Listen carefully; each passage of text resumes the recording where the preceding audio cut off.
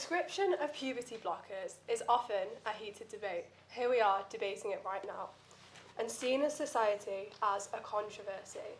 I fundamentally disagree with this description and would continue to say, pardon me, that a blanket ban on puberty blockers is a far more controversial idea than to allow them as a form of treatment. My argument will take you through when and why the action was taken to ban puberty blockers and why this was fundamentally an incorrect course of action, the implication of this towards outcomes for children who are referred to gender services, and therefore why this House, with absolute certainty, should reintroduce puberty blockers on the NHS. The CAS Review is a recent report that makes key constructive proposals for the improvement and development of transgender medical services. In response to the CAS Review, the then Prime Minister, Rishi Sunak, said that the findings shine a spotlight on the need for a cautious approach to child gender care. Concerning puberty blockers, the review states that there is a lack of quality research, but acknowledges their efficacy for some young trans people. Following endorsement by the government in March 2024, it was announced that the NHS would impose a ban on the drugs. Yet, the CAS Review does not call for a ban on these drugs. So, we must examine why such an insufficient political response has been made. The objective of the blanket ban was an attempt to position puberty blockers as a petty controversy. It's far easier to leverage the culture war onto a single issue. The idea of low-hanging fruit that sticks a plaster on a far greater problem. Fear-mongering is undoubtedly an instrument here. The drugs are vilified. The reality of children that transition is vilified. And animosity in the media grows. As a result, the conversation is no longer solely concerned with the clinical efficacy of this particular drug. Instead, it is tainted with an inherent suspicion in society towards transgender people. By design, the blanket ban is problematic. Despite the CAS Review offering a range of nuanced and detailed recommendations to improve the quality of care, the structure of provision, staff training, consistency, research in this area of medicine, these points have received nowhere near the media visibility of the puberty blocker ban. Equivalent public pressure should have followed to push for the recommendations and provide the much-needed improvements in the service available. There is a clearly documented rise in the number of children referred to gender identity clinics within the past few decades. So it is more important than ever that young people are seen by trained professionals and receive a better quality of care than we have seen, such as in the Tavistock Centre. The prescription of puberty blockers as part of a highly tailored healthcare plan with clear rationale to some children will be profoundly beneficial, and that is supported by the CAS report. Many of the accusations that these drugs have been prescribed inappropriately and have happened in the context of unscrupulous practice by staff with inadequate experience is the fault of a completely overwhelmed and disorganised service of treatment. We have a responsibility to fix this, and we also have a comprehensive review which gives us recommendations on how to fix the situation. It is not constructive or careful to simply pluck out options for treatment, to narrow the choice available to patients, families and clinicians without active improvement of the provision. The ethos of the ban is completely antithetical to the actual needs of the children who are referred to gender services. Can I just ask how much time I have left, sorry? About 4.5 minutes. Thank you. The second rationale to the opposition of children transitioning, particularly in a medical sense, is that they do not know themselves well enough to make a permanent decision. If followed to its logical conclusion, it is a fear that they will change their mind, a fear of detransition.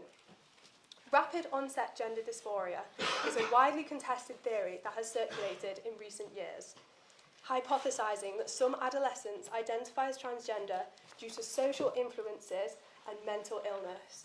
Phrases such as social contagion and an emphasis on peer influence circulate in trans-skeptic discourse. However, this hypothesis is not recognised as a valid mental health diagnosis by any major professional associations.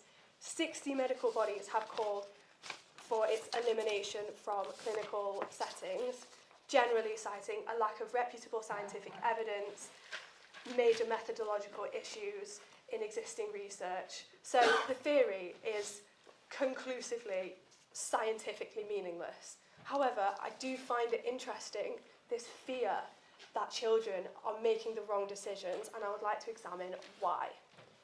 For a number of reasons, it's very difficult to obtain the rates of detransition because there are complex reasons why children may detransition. However, the consensus is that it is between 1% and 2%. There are also notable case studies, such as that of Kira Bell, who sued the Tavistock Centre in 2020. So, if it is not social contagion, as the science has disproven that, what may cause a child to change their mind about transitioning? We have heard the stories of children in acutely complex personal circumstances, including significant trauma and mental health issues, having to navigate an extremely confusing incertitude. And I would like you to consider the context in which that has to happen for these children. There is a massive pressure of shame and marginalisation that they encounter, wreaking havoc on the psychology of young people. There are debates in the media about the very legitimacy of trans identity. Taking the medical route is an excruciating process with long wait times, and taboo makes this that much more of an uphill battle. It's not difficult to imagine that this complicates a young person's journey of coming to know themselves and who they want to be in the world. For children who go on to transition, this no doubt exacerbates the well-documented issues of poor mental health outcomes, such as the speaker mentioned. But regarding the trope of the confused child, I think this is very relevant, the pressure of the controversy. And I firmly believe that where there is a strong force of anti-trans rhetoric, it creates a polarisation. There is vilification, and therefore there is victimhood. It's conceivable that children who are isolated and who feel on the sidelines of society find comfort in channeling their problems.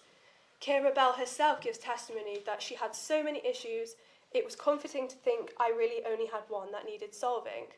To the isolated child, there is a seductive element to this in-community because it is a protection from marginalisation. But that situation exists because of the weight of the taboo around children transitioning, and it opens up a pathway.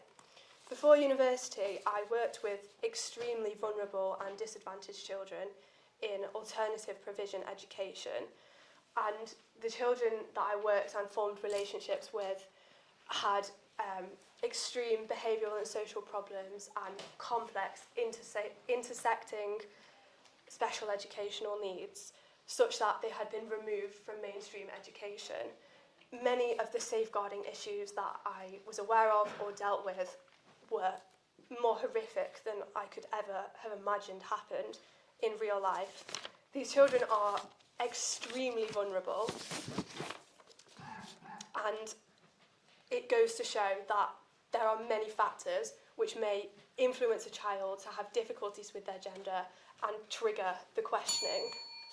Belle herself writes, "My mother's alcoholism had gotten so bad that I didn't want to bring friends home. Eventually, I had no friends to invite. I became more alienated and solitary." To the child with complex problems, the powerful anti-trans agenda might reward them this victim status. The puberty blocker, misrepresented as a dangerous moral wrong, appears potent and powerful to the desperate child. Therefore, the trope where vulnerable children see this as a fix can only happen in a context of societal taboo around medical transition. These young people questioning their gender deserve a neutral environment in which to introspect. So we have to look at puberty blockers and any problems, controversies within medical healthcare at face value in order to have a truly cautious approach. The reality is that where there are children presenting with these issues, they deserve comprehensive holistic treatment, and for clinicians, families and patients to develop understanding relationships separate from politicisation. The injustice experienced by Kira Bell, who says, "It was the job of the professionals to consider all of my comorbidities," clearly demonstrates that a more personal and broad, comprehensive pathway of treatment will benefit the children that go on to transition and the children that do not go on to transition. Puberty blockers should be a component of a range of support, pastoral and medical, because for some children, they are a life-saving tool to treat their gender dysphoria. The prescription of these drugs is inherently going to be situational because of the risk-benefit analysis that would happen when they are prescribed. This demonstrates, again, a practical need for a fuller range of services so that children in their complexities can be fully understood and appropriately cared for. So, not only is the blanket ban regressive, limiting the ability of physicians to suitably treat certain children, it is disastrous in its politicisation of what is intrinsically personal to families and clinicians. By design, it incites controversy over a topic which, in plain truth, should not be controversial, complicating the issues and experiences of young people and distracting from the necessity of large-scale reform in this area of healthcare. It is anything but careful. It does not care for the outcomes of young people. This is why this House should reintroduce puberty blockers on the NHS.